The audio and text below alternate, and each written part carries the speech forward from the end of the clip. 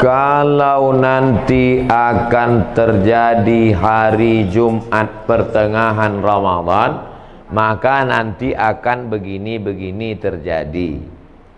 Setelah dihitung-hitung, ternyata pertengahan Ramadan yang ada Jumatnya itu nanti di Ramadan 1441. Muharram, Safar, Rabiul Awal, sekarang Rabiul Akhir, Jumadil Awal, Jumadil Rajab, Sya'ban, Ramadan. Apakah itu akan terjadi seperti yang ada di hadis itu? Wallahu a'lam bissawab. Mana kita tahu, dia belum terjadi. Tapi kita bersiap-siap perlu. Andai terjadi, kita sudah siap. Andai tak terjadi, berarti hadisnya tak sahih, bukan nabinya bohong. Jadi kami siap-siaplah nih Pak Ustaz. Siap-siaplah.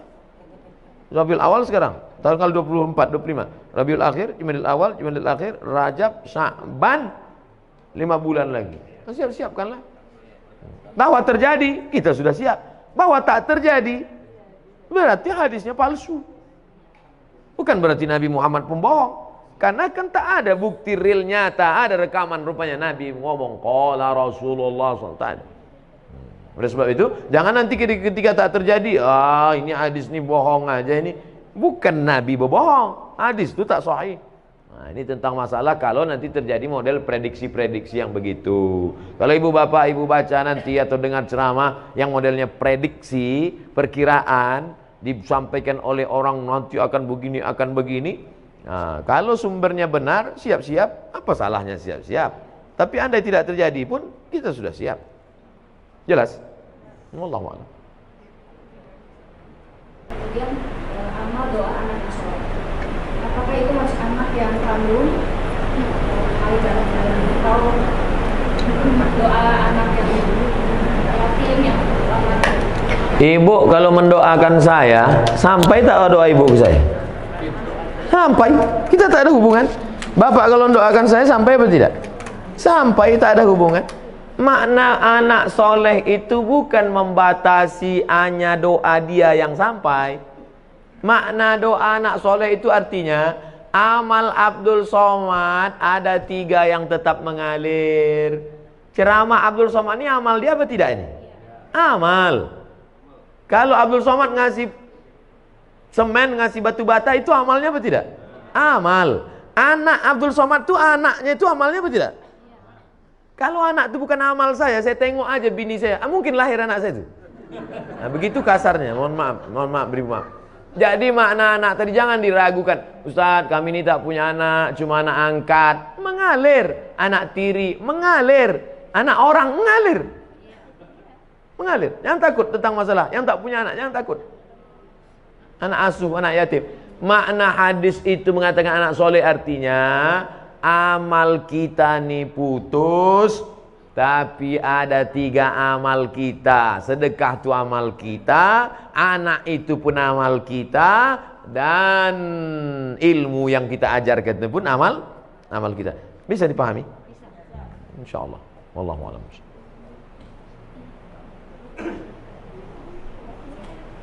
Assalamualaikum warahmatullahi wabarakatuh. Waalaikumsalam. Saya mau menanyakan amalan mana kira-kira yang diterima seorang tua yang punya anak kandung tetapi dia kurang taat beribadahnya, atau dia mengangkat anak bukan anaknya sendiri tetapi anak-anak itu sangat soleh dan sering mendoakan orang tuanya. Jadi amalan mana yang lebih cepat diterima oleh Allah? Itu yang pertama. Dan yang kedua, saya mohon supaya Ustadz dan jamaah yang ada di sini nanti tolong mendoakan untuk kesembuhan ibu saya. Nanti di akhir majelis kita doa semua untuk kesehatan, untuk husnul khatimah, untuk anak-anak kita dijaga dari narkoba. Nanti di akhir majelis. Punya anak kandung, kerjanya minum khamar, sakau, mabuk. Ada anak angkat, orangnya soleh. Kedua-duanya ini berdoa. Mana doanya yang lebih dulu sampai? Illalladzina amanu wa amilus shalihat.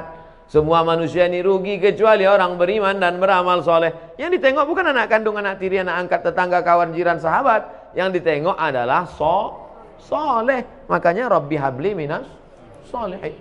Jangan takut tidak punya anak, tak ada yang mendoakan. Jangan takut bahwa kita tidak punya anak, tapi kita didik anak-anak kita jadi soleh, baik, bagus, memang itu perintah agama. Tapi terlalu khawatir tak punya anak, jangan takut. Nah, oleh sebab itu maka doa sampai, doa kawan sampai. Itu makanya kita suruh dekat-dekat dengan orang-orang soleh, berjamaah. Meninggal kita, saya insya Allah kalau mati jamaah di Surama ini banyak mendoakan. Tak ada pun doa dari tetangga, sahabat, kerabat, doa dari jamaah banyak doakan. Yang penting hablum minan nasnya baik, hablum minallah baik. Maka syarat dikabulkannya doa, amanu wa amilus sholihan, beriman dan beramal soleh. Wallahu a'lam.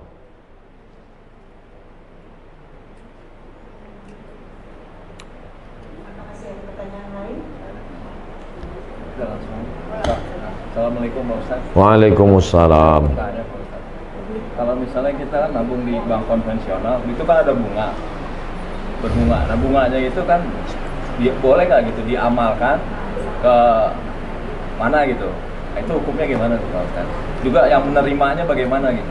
Bapak Ibu yang ada tabungan di bank konvensional, besok waalaikumsalam warahmatullahi wabarakatuh. Bapak Ibu yang ada tabungan di bank konvensional, kalau betul Bapak Ibu mendengar pengajian saya ini, besok pagi alihkan ke bank syariah.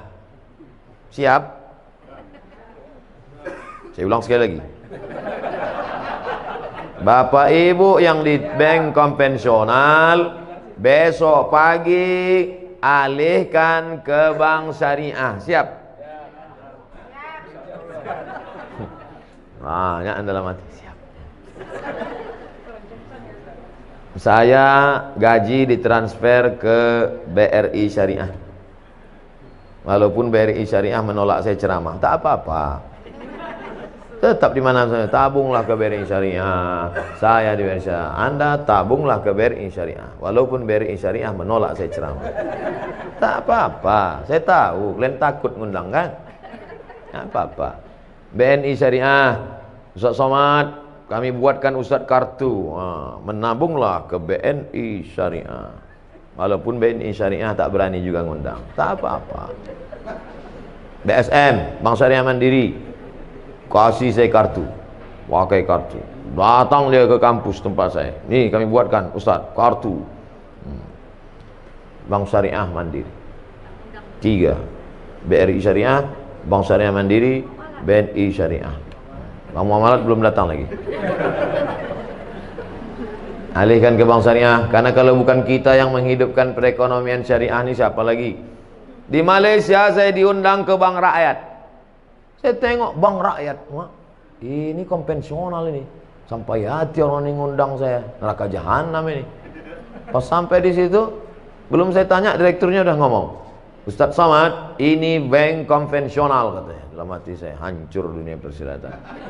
Tapi sudah berubah jadi Islamic Bank. 5.000 pegawainya. Berubah dari konvensional, berhasil 100% murni jadi Islamic Bank, bank syariah. Pergi ke Kuala Lumpur, hebat. Maka besok, 2 yang menyebabkan sulit merubah bank konvensional jadi syariah. Pertama, political will, politik. Yang kedua, iklan ke masyarakat kurang. Saya di mana-mana terus saya sampaikan. Oke, sekarang kita cerita tentang Bapak punya tabungan di masa lalu dan sekarang bunganya ada. Mau dikemanakan bunganya ini? Bolehkah bunga yang punya Bapak 100 juta ini, kita taruhlah 100 juta ini sekarang ada bunganya, bukan tabungannya, bunganya. Kemana bunga ini? Kata Syekh Yusuf Al-Qardawi, nama kitabnya Fatawa Mu'asirah, sudah dicetak oleh Gema Insani Press Jakarta. Judulnya Fatwa-Fatwa Kontemporer Yusuf Qardawi. Diserahkan ke lembaga yang dinikmati orang banyak, masalih ammah. Masjid, panti jompo, panti yatim, sekolah Islamic boarding school, serahkan. Bapak yang ada tabungan-tabung di konvensional, duit hasilnya itu riba, jangan kasih ke anak, jangan kasih makan ke rumah, serahkan ke lembaga yang dinikmati orang banyak. Ini jangan Ustaz Somad ini ceramah gini, nanti ujung-ujungnya kemana Pak Ustaz? Ke saya. Saya sampai sekarang tak pernah kepentingan pribadi saya serahkan ke lembaga-lembaga yang banyak dinikmati orang banyak. Wallahu a'lam. Ustaz. Assalamualaikum warahmatullahi wabarakatuh. Waalaikumsalam. Ustaz, masalah bank syariah yang saya tahu di Indonesia, bank syariah itu patokannya masih Bank Indonesia, masih konvensional. Karena saya pernah punya pengalaman pribadi di kantor, mau nutupin kredit yang lebih cepat, itu tetap kena denda, Ustaz. Nah ini jadi seperti apa ya, Ustaz? Seluruh bank di Indonesia menginduk kepada BI. Tidak ada yang di luar BI. Tidak sama macam di Saudi Arabia atau Dubai Islamic Bank, atau di Mesir Faisal Islamic Bank, cabang dari Faisal Islamic Bank Saudi Arabia sendiri. Semuanya tetap menginduk ke BI. Yang menetapkan suku bunga BI. Makanya selalu saya katakan ini proses menuju pure syariah. Dan siapa yang menolong menuju prosesnya ini? Kita. Sekarang pertumbuhan Islamic Bank, bank syariah di Indonesia baru 7%. Yang 93 konvensional. Padahal umat muslim terbesar di dunia Indonesia. Menunjukkan kita Islam ritual oke, Islam haji umroh mantap. Tapi kalau sudah menyebut ekonomi, maka kita support menuju syariah. Bahwa Abdul Somad mati nanti belum juga terwujud, paling tidak kita pernah berkontribusi menuju. Jadi kalau bapak menabung bank syariah, bapak barulah dia kuat. Setelah kuat, barulah dia bisa independen, murni sendiri. Makanya pemerintah mengeluarkan aturan, bank konvensional boleh membuka divisi syariah selama 16 tahun. Setelah 16 tahun kalau dia berhasil, maka dia berdiri sendiri, nanti akan memecah diri, memisahkan diri dia berdiri sendiri. Tapi tetap menginduk. Nanti tetap sampai pada puncaknya. Sekarang beberapa bank daerah, Nusa Tenggara Barat, BPD-nya, Bank Pembangunan Daerah, sudah jadi bank syariah. Aceh jadi bank Aceh. Riau insya Allah tak lama lagi. Sumatera Barat Bank Nagari, itu akan jadi bank syariah. Setelah nanti ini banyak bank syariah ini bergabung besar, mungkin bukan zaman kita, zaman anak kita, zaman cucu kita, barulah maka kita. Tapi kita nanti ikut ditanya Allah Ta'ala, apa kontribusimu menegakkan bank syariah Indonesia? Aku ikut berkontribusi karena meletakkan uangku di bank syariah. Jadi kalau dikatakan mana itu yang pure murni original syariah, belum, menuju syariah. Mudah-mudahan kita termasuk orang yang ikut berkontribusi dan mensupport program ini. Amin ya rabbal alamin.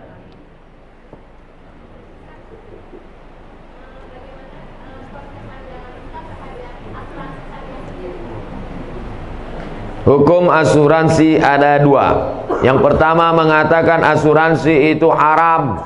Kenapa asuransi itu haram? Karena di dalamnya ada gharar, gambling, judi. 10 juta, 10 juta, 10 juta, 10 juta, 10 juta, 10 juta. Batuk dapat 100. Tak pernah, flu pun tak pernah.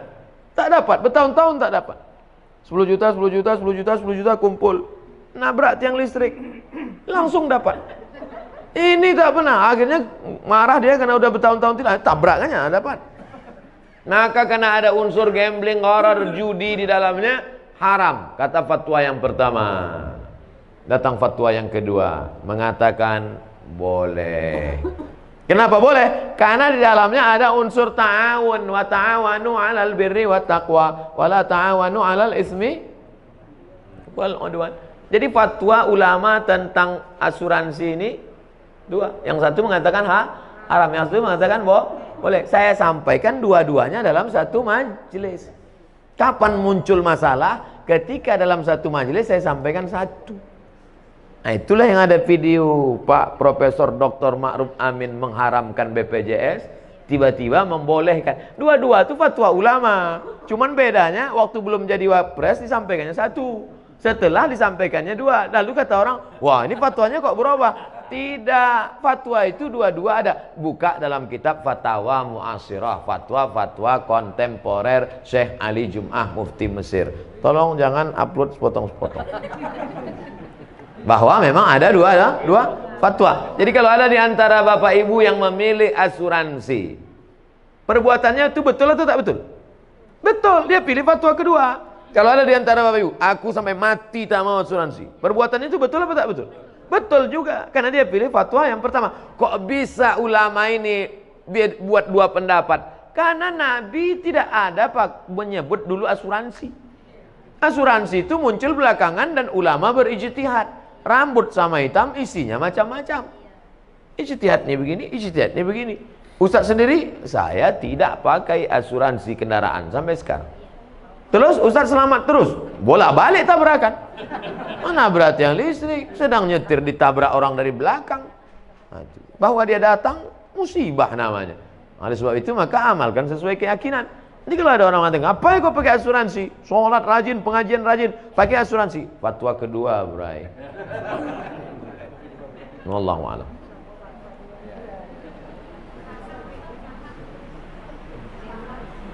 Ya, Bu.